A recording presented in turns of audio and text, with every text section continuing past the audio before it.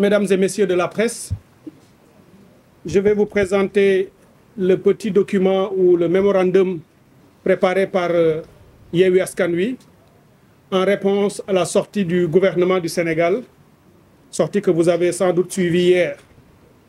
Nous le faisons pour l'histoire, pour que nul n'en ignore. Nous le faisons à la mémoire des 46 jeunes Sénégalais tués entre mars 2021 et juin 2023. Nous le faisons aussi pour ceux qui sont blessés et pour qui nous prions pour qu'ils retrouvent la santé. Et nous le faisons pour les centaines d'innocents emprisonnés dans les geôles du président Macky Sall. Hier, jeudi 15 juin 2021, la bande des 4 était de sortie. La bande des 4, les Men in Black, comme je les appelle, vous les avez vus avec leur costume sombre pour la circonstance, qui étaient tirés à 4 épingles comme pour se donner du courage. Et ils ont servi au peuple et à la communauté internationale un discours poussif, avec des arguments souvent tirés par les cheveux, visiblement gênés et parlant très fort, comme pour se donner justement beaucoup de courage, parce qu'on le sait, ils sont pour la plupart hantés par la mort de tous ces jeunes Sénégalais tombés entre 2021 et 2023. Des jeunes qui ont été fauchés à la fleur de l'âge, du fait de l'irresponsabilité de ce gouvernement, qui, aveuglé par sa soif de pouvoir et son désir de détruire politiquement, moralement et peut-être physiquement l'opposant Ousmane Sonko, a laissé naître et grandir un complot sordide et un dossier mortifère qui a aujourd'hui profondément déstabilisé le Sénégal. Nous voulons rendre gloire au peuple sénégalais, à ces jeunes, ces milliers de jeunes, voire millions de jeunes, sortis le drapeau à la main, souvent scandant l'hymne national pour faire face et sauver la démocratie du Sénégal, aujourd'hui malmenée par Macky Sall, la République du Sénégal privatisée par Macky Sall, et pour sauver l'état de droit qui aujourd'hui est détourné de ses fonctions régaliennes au profit d'un groupe au pouvoir.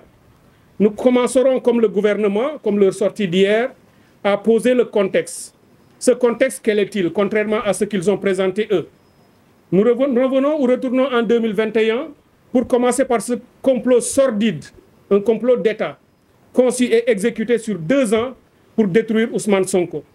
Monsieur le Président Macky Sall, vous le savez, dès 2015, a sorti cette phrase devenue aujourd'hui comme une boutade qui est répétée partout. Je réduirai l'opposition à sa plus simple expression, il l'a dit lors d'une conférence de presse à Sokone. Et depuis lors, il ne s'est jamais gêné, il n'a jamais reculé dans cette tentative et dans cette volonté d'attaquer l'opposition. On l'a vu, ce qu'il a fait à M. Karim Wade qui a été emprisonné puis exilé. On l'a vu également avec M. Khalifa Sall qui a été jugé, condamné et qui a été déchu de son mandat de député et même qui a perdu son poste de maire de la capitale. Et c'est la même méthode qu'il a utilisée contre beaucoup de candidats qui sont ici à la présidentielle de 2019, les empêchant d'être des candidats par le système du parrainage. Et c'est là qu'il a essayé de continuer avec Ousmane Sonko, profitant de Covid-19, pendant qu'il restreignait les libertés, pendant qu'il augmentait ses pouvoirs pour réprimer le peuple, il a profité également pour laisser passer ce dossier politico-judiciaire afin d'utiliser Ousmane Sonko. Le premier drame de ce dossier, c'est d'avoir instrumentalisé malheureusement la femme, le corps de la femme, pour des raisons politiques. Malheur pathétique pour un pays comme le Sénégal qui se disait démocratique avant. Le premier élément que nous voyons dans ce contexte, c'est l'instrumentalisation de la justice et la violation de tous les droits d'Ousmane Sonko. Ousmane Sonko n'a jamais été traité depuis le début comme un citoyen jouissant et bénéficiant de tous les droits constitutionnels comme n'importe quel autre. Dès le début, il a été agressé. On a ouvert une procédure judiciaire avec au début un contrôle judiciaire dont on connaît les tenants et les aboutissants, qui a débouché sur un renvoi à la chambre criminelle, également dans les conditions antidémocratiques et antidroits que l'on connaît, tout ça pour obtenir sa condamnation et l'empêcher d'être candidat en 2024. L'argument qui consistait à dire que Ousmane Sonko avait refusé de déférer aux convocations ne tient pas la route. Il le répète à satiété, disant qu'il y a eu de la violence. Au lieu d'aller répondre à la justice, il a préféré appeler à la résistance. Cela est absolument faux parce que les faits, bien au contraire, ne corroborent pas ou rejettent ces allégations.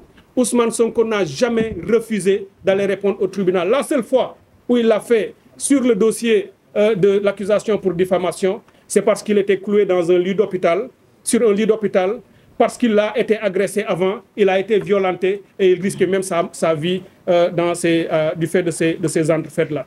Donc ce qui s'est passé par la suite, on le sait, lors de son procès du 2 juin, on a vu à la chambre criminelle, les faits qui se sont succédés avant ce procès ont également montré tout l'arbitraire qui a été à la base de tout ce dossier, tout le scandale, le droit qui a été foulé aux pieds et qui a été bafoué, tout juste parce que le pouvoir cherchait, vaille que vaille et coûte que coûte, à le condamner pour l'empêcher d'être candidat. Non seulement on a violé les procédures régulières, mais également, même le jour du procès, on a fini par le condamner par un tribunal ou dans un procès auquel il n'a pas été convoqué. Il a prouvé qu'il n'a pas reçu la convocation lorsqu'il était à Ziguinchor. Quand on parle de convocation, on parle des procédures régulières de convocation. Il a été condamné par un procès dans lequel ses avocats n'ont pas eu la possibilité de plaider.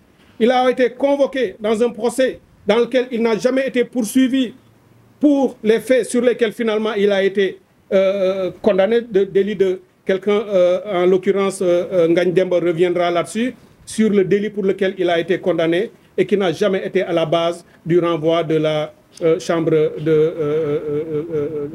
d'accusation. Donc, aujourd'hui, Ousmane Sonko est chez lui, à la cité Keur Gorgui, en résidence surveillée, sans mandat légal. C'est d'un arbitraire sans nom. Et c'est ce qui se passe aujourd'hui au Sénégal. Et tout cela par la volonté d'un seul homme, M. le Président Macky Sall, qui décide que Ousmane Sonko et sa famille doivent rester enfermés dans ce quartier. Ils ont eu recours aux milices, aux forces occultes et au banditisme d'État. Ce qui, bien entendu, a un nom, c'est la privatisation de la force publique. Qu'est-ce qu'on a vu? Après la condamnation illégale d'Ousmane Sonko, le peuple sénégalais, notamment les jeunes, se sont mobilisés, se sont levés pour le défendre. Et on a sorti une force inouïe contre ce peuple.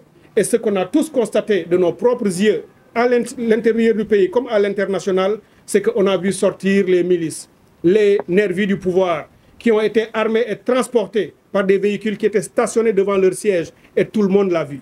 Et on a vu marcher aux côtés des forces de l'ordre ces nervis armés par le pouvoir et qui ont justement commis des exactions sur la population civile désarmée. Et c'est cela la seule vérité.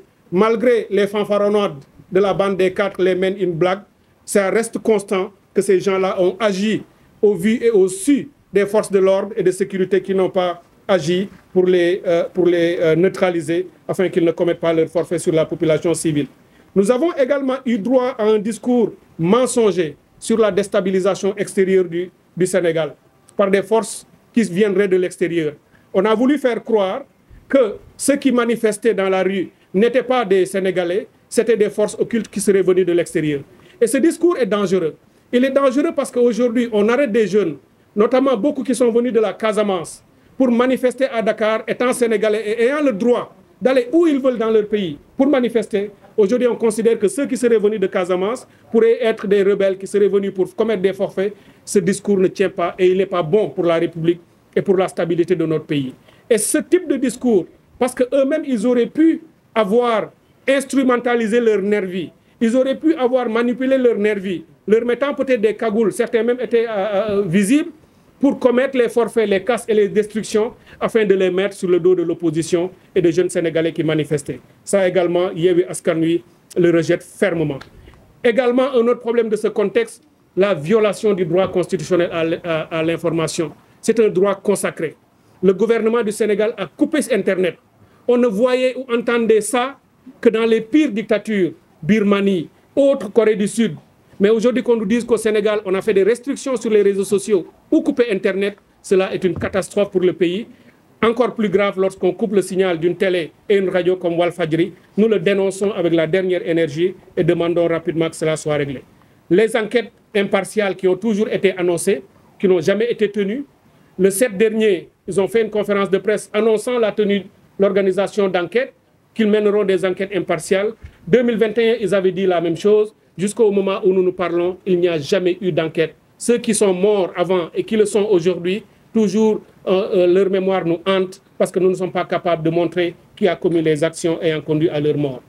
Concert enfin de réprobation, de condamnation internationale qui cloue le Sénégal au pilori. Aujourd'hui, du rapport du département d'État américain, au rapport de Human Rights Watch, au rapport d'Amnesty International, à l'article de New York Times, à l'article du journal Le Monde, et tout ce qui a été montré jusqu'en Australie, sans parler du rapport des droits de l'homme des Nations Unies, du commissariat et d'autres, a cloué le Sénégal au pilori, disant que le Sénégal a régressé démocratiquement du fait de la présidence et de la gouvernance de Macky Sall. En conclusion, nous voulons rappeler à ce gouvernement qui, dans sa sortie, disait que le gouvernement ne ménagera aucun effort pour assurer la sécurité des Sénégalais et assurer la paix. Nous leur disons que la meilleure façon d'assurer la paix, de protéger la nation, la République et la démocratie, c'est pour eux d'agir dans le cadre strict de la Constitution et des lois. Parce que s'ils ne le font pas, c'est eux qui créent les germes de la violence et de la destruction. Donc, Macky Sall et son gouvernement sont les seuls et uniques responsables de ce qui s'est passé de 2021 à maintenant, et de cela qu'ils répondront devant les juridictions nationales et internationales demain, après-demain ou plus tard, mais un jour viendra où ils rendront compte. Merci beaucoup.